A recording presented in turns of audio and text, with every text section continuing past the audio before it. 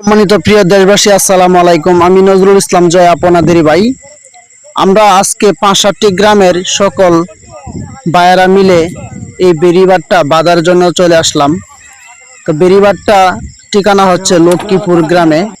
তো আমরা এখানে উপস্থিত আছি ৫-৭টি গ্রামের। কোন কোন গ্রামের মানুষ এখানে উপস্থিত আছি অবশ্যই এই ভিডিওতে জানিয়ে দেব। আপনারা দেখতে পারতেছেন এই যে খালটা, এই খালের বেড়িবাঁধটা আমরা বাঁধবো।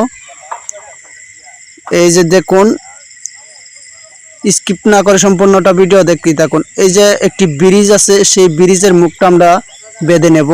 সেই ব্রিজের নিচ থেকে পানি গিয়ে আমাদের ৫-৭টি গ্রামের ধান ফসল নষ্ট করে দিয়েছে।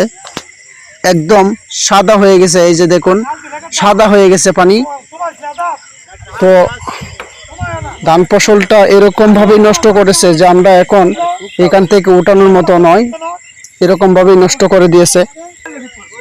সকলে ভিডিওটা বেশি বেশি করে শেয়ার করে দিবেন, যেন আমাদের গরিব দুঃখী কৃষকদের এই ভিডিওটা সবার নজরে পড়ে, বিশেষ করে মাননীয় প্রধানমন্ত্রী তারেক রহমান সাহেবের কাছে যেন পৌঁছায়। তো ভিডিওটা স্কিপ না করে সম্পূর্ণটা দেখতেই থাকুন। এই যে আমরা বেড়িবাঁধ বাঁধার জন্য বাঁশ গাড়তেছি বীজের মুখে। এই যে ৩-৪ জন নেমে গেছে আমরা পানিতে। বিশেষ করে আমরা কাউপুরের মানুষ এই পানির বাঁধের জন্য এখনকার সময়ে খুবই আগ্রহীত, বা এটা ভালো বেশ পারে। দেখুন আমরা কি পরিমাণ মানুষ বাঁশ কাঠ নিয়ে চলে আসলাম এই বেড়িবাঁধটা দেওয়ার জন্য। বেড়িবাঁধটা দেওয়াটা এতটুকুই গুরুত্বপূর্ণ, আপনাদেরকে আমি বলে বোঝাতে পারবো না। আপনারা নিজ চোখে দেখলেই বুঝতে পারবেন আমাদের কতটুকু ধান ফসল নষ্ট করেছে। আজকে আমরা লক্ষ্মীপুর গ্রামে এই যে বেড়িবাঁধটা আমরা দেওয়ার জন্য কুতুবপুর, কাউপুর, বামন্দি ও লক্ষ্মীপুর এই ৪-৫টি গ্রামের সব মানুষ একত্রিত হয়ে আসছি আমরা এই বাঁধটা দেওয়ার জন্য। তো আজকে আমরা একজনের সাথে একটু কথা বলে নেব, এই বাঁধের বিষয়ে উনি কি বলে একটু দেখবো। ভাই কেমন আছেন? ভাই বেশি ভালো না তো ভাই, ভালো থাকবো কিভাবে? বৃষ্টি বাদলে সবকিছু, কাল বৈশাখী ঝড়ে সবকিছু দেখেন, কত জমি এখানে তোল হয়ে গেছে। এই দেখেন সাদা জমিন গুলা তোল হয়ে গেছে। ওটা তো কাউপুর অঞ্চল। হ্যাঁ, এটা হচ্ছে কাউপুর, কুতুবপুর, লক্ষ্মীপুরও পাইছে কিছুটা, বামন্দি। জি সব জায়গায় পাইছে। আমাদের সব কিছু তলে দিতেছে। আমরা আসছিলাম বাঁধ দেওয়ার জন্য। যদি বাঁধ দিয়ে রাখতে পারি তাহলে আমরা একটু সহযোগিতা হবে, এবং সব কৃষকরাই তো এই এক ফসলে, যেহেতু পুরো একটা ফসল আমরা করি, এটার জন্য সবাই এই আশা ভরসা।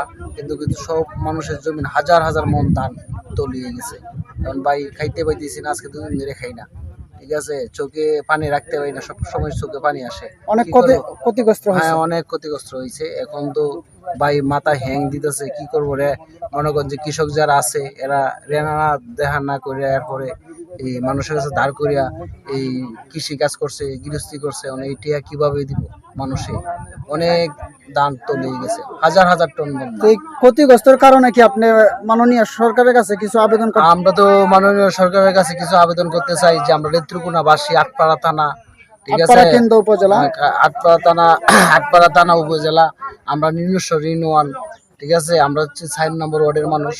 ঠিক আছে, আমরা চাই যে আমরা সরকারে সহযোগিতা করুক, নাহলে এই ঋণ কিভাবে দিব, কৃষকরা কিভাবে দিবে? এক ফুটো দাম তুলতে পারে নাই, কেটে পানি তলিয়ে নিছে। হ্যাঁ, সব পানি তলিয়ে নিছে। আপাতত চাইছিলাম যে কিছু জমি আছে, যে এই পাশটা দেখতেছেন, যদি কিছু মানুষ খাইটিয়া তুলতে পারতো তাহলে অনেক মানুষের কিছু তো পুরাই নিতে পারতো। অবশ্যই অবশ্যই। যদি ধান মনে কর যে এই বান না দেয়, রাতে রাতে এই বানটাও তোল হয়ে যাবে। ভাই এখন তো দেখেন না, তারা ক্ষতিপূরণ প্রয়োজন হলে দিয়ে আমরা বানটা দিয়ে দিই। এই বানটা দেওয়ার জন্য ক্ষতিপূরণ দিতে হবে। হ্যাঁ, আমরা ক্ষতিপূরণ দেবো, তারপর আমরা বানটা দেবো। সবাই আমাদের বড় ভাই কিছু কথা বলবেন। আমরা নিজে সিগনেচার করবো, যত টাকা লাগে টাকা দেবেন। ইনশাল্লাহ ইনশাল্লাহ। তবু আমি এই ভিডিও বার্তার মাধ্যমে বলতে চাই সকল ভাইদেরকে দৃষ্টি আকর্ষণ করে বলছি, আমার ওই ভিডিওটা সবাই শেয়ার করে মাননীয় স্পিকারের কাছে যেন পৌঁছায়। আমাদের মাননীয় প্রধানমন্ত্রী তারেক রহমান সাহেব যেন আমাদের আটপাড়া নুনেশ্বরী ইউনিয়নকে, বিশেষ করে 4 নং ওয়ার্ডকে যেন সুনজরে দেখা হয়। এখন আমাদের মাঝে উপস্থিত আছেন মহসিন চেয়ারম্যান সাহেব।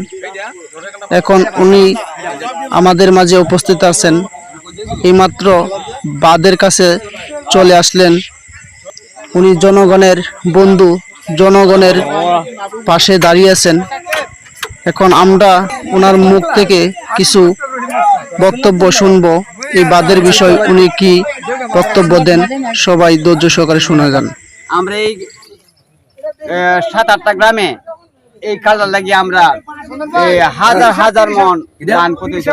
30 লাগবে 30 আমরা সুকের 50 করব ইনশাআল্লাহ। ধন্যবাদ আপনাকে। আমরা আমাদেরকে দেখানোর চেষ্টা করতেছি। এই যে দেখেন পানির অবস্থা দেখেন। এই বানটা এত লম্বা লাগে না তো। পানির নিচ থেকে কাটা সম্ভব হবে আর কি। আমরা এলাকাবাসীর সহযোগিতা দিতে চেষ্টা করছি।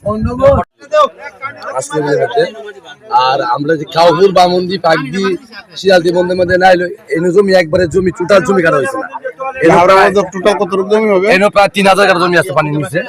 বান্ধা পরে সব জমি আলাদা মতো একটু আসবে, সবাই একটু একটু জমি কুতুবপুরের মধ্যে অন্তত ম্যাক্সিমাম 400 কাঠা জমি কাটা হবে। হ্যাঁ একটু পাশে বানটা দিলে মানে কাটার মতো উপযুক্ত। আমরা প্রশাসন সহ পানি উন্নয়ন বোর্ডের দৃষ্টি আকর্ষণ করছি।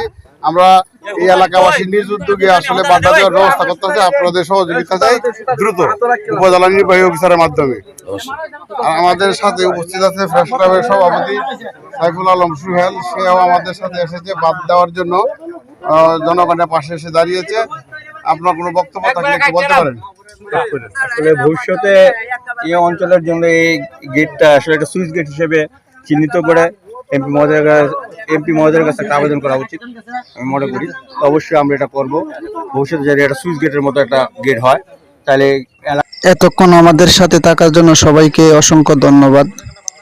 আমার ফেসবুক পেজ থেকে দেখে থাকলে অবশ্যই পেজটি ফলো দিয়ে রাখবেন। ইউটিউব চ্যানেল থেকে দেখে থাকলে অবশ্যই জয় মিডিয়া ও কফি জয় মিডিয়া চ্যানেলটি সাবস্ক্রাইব করে পাশে থাকবেন। ধন্যবাদ।